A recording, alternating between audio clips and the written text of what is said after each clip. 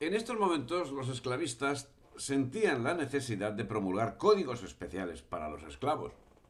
De ahí que Francia, como consecuencia de la revuelta acaecida en Martinica, promulgase el Code Noir el año 1685, por el cual se obligaba a bautizar a todos los negros, en su artículo segundo, y prohibía cualquier otra religión, y obligaba a respetar los domingos y fiestas de guardar. También se prohibía a los negros portar armas, las reuniones eran castigadas con penas que podían llegar hasta la muerte, se les prohibía el comercio, se estipulaba el mínimo de comida para los impúberes, se les prohibía el alcohol, a los amos se les obligaba a la manutención y el vestido de los esclavos, a cuidar al esclavo en la vejez. Los esclavos podían ser procesados, pero no podrían ser parte del juicio. Estipulaba pena de muerte al esclavo que agrediese al amo. El robo podía acarrear la pena de muerte. El esclavo que huía durante un mes era condenado a la mutilación de las orejas. Y si llegaba a 2 meses, se le cortaba un brazo. El esclavo podía ser fustigado por el amo, pero no mutilado ni ejecutado. Los esclavos eran declarados bienes muebles y se respetaba, por otra parte, la unidad familiar del esclavo. Evidentemente, el Código Negro ratificaba lo ya actuado, con pequeños matices. Cualquier falta cometida por un esclavo sería juzgada por un consejo de guerra que al fin tenía la posibilidad de ordenar el fusilamiento.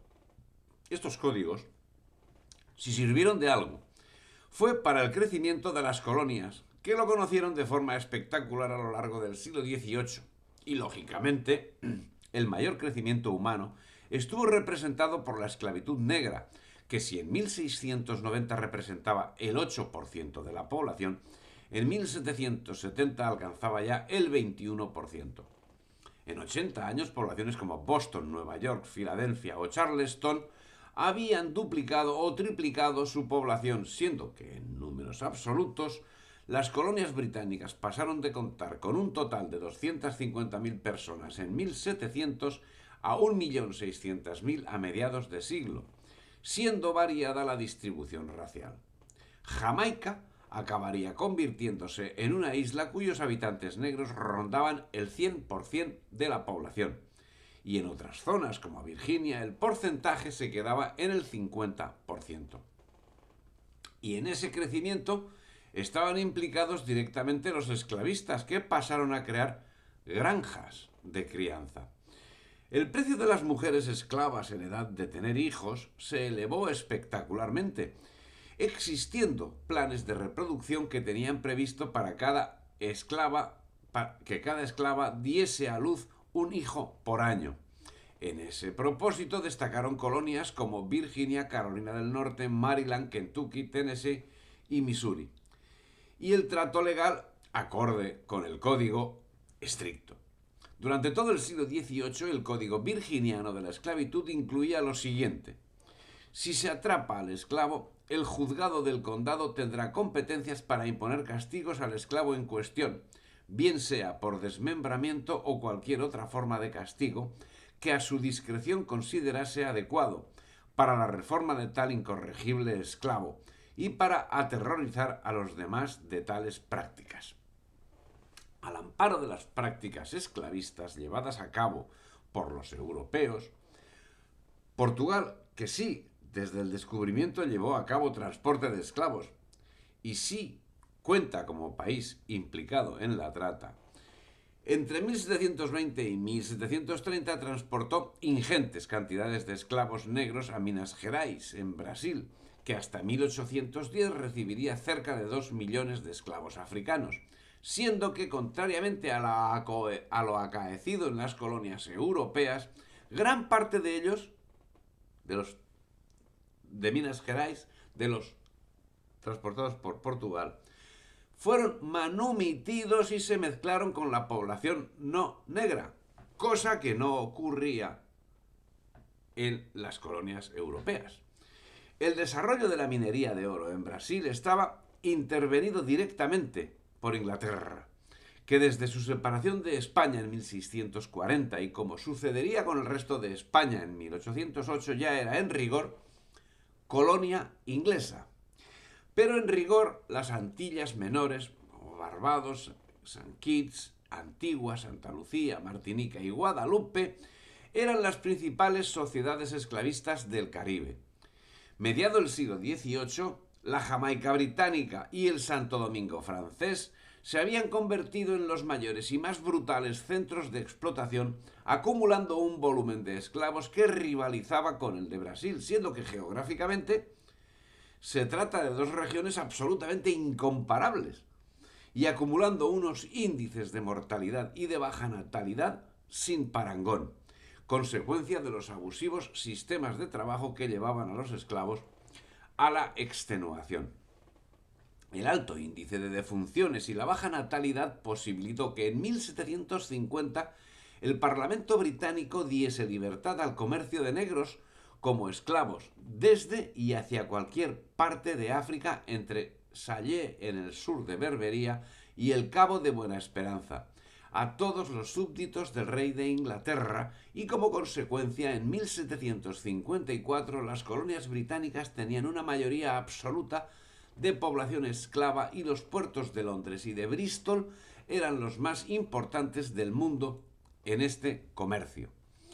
Entre 1756 y 1763 tiene lugar la Guerra de los 7 Años.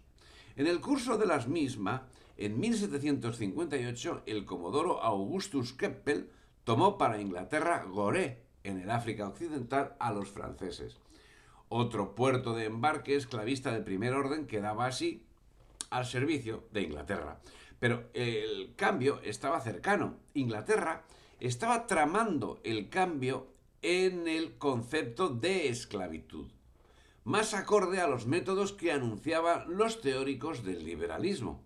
Así, en 1787, Thomas Clarkson fundaba en Londres la British Anti-Slavery Society, que luego es la base de asociaciones similares en los demás países europeos y americanos. Mientras tanto, los métodos permanecían incólumes. Así, a finales del siglo XVIII, la producción de barcos negreros en Inglaterra conoció un especial auge, en parte merced al establecimiento en Cuba de toda una estructura esclavista bajo control británico.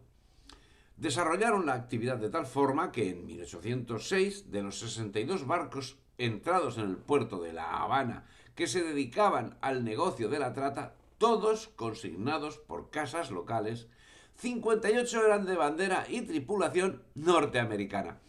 Es el caso que en la octava década del siglo XVIII, más de medio millón de esclavos trabajaban en las condiciones señaladas en el Caribe británico.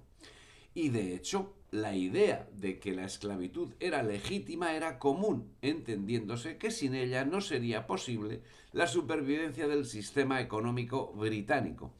Y sin embargo, en 1807, Inglaterra prohibió el comercio de esclavos y el 1 de agosto de 1838 los esclavos de las colonias inglesas se vieron libres al haberse decretado la abolición de la esclavitud. Pero en el interín, el número de esclavos residentes se había duplicado con relación a los existentes 60 años atrás. En cumplimiento de la nueva situación, Inglaterra había llevado a cabo una serie de acciones así, mientras el crecimiento del número de esclavos en las Antillas se aceleraba. Ocupó Sierra Leona en 1787 para destinarla a recibir a los esclavos negros repatriados. Los primeros fueron los residentes en la metrópoli. Los esclavos ingleses no serían destinados a Sierra Leona. Los esclavos naturales de Inglaterra, blancos, anglosajones, esos esclavos que los había a mansalva, no serían destinados a Sierra Leona, ya que el sitio calificado como idóneo para los negros era calificado de inhóspito para estos otros esclavos. En su lugar, estos otros esclavos serían destinados a Australia y a Nueva Zelanda. En 1785 el gobierno británico quiso aligerar sus prisiones, que estaban abarrotadas, enviando a condenados a Sierra Leona. Edmund Burke, el gran orador parlamentario, salvó a los presos ingleses de ese destino al manifestarse compasión en contra de mandarlos a lo que veía como una muerte segura en África. Entonces se escogió como alternativa el lugar, al parecer, más saludable de Botany Bay, en Australia. Si te ha gustado el vídeo, dale me gusta, difunde y suscríbete al canal.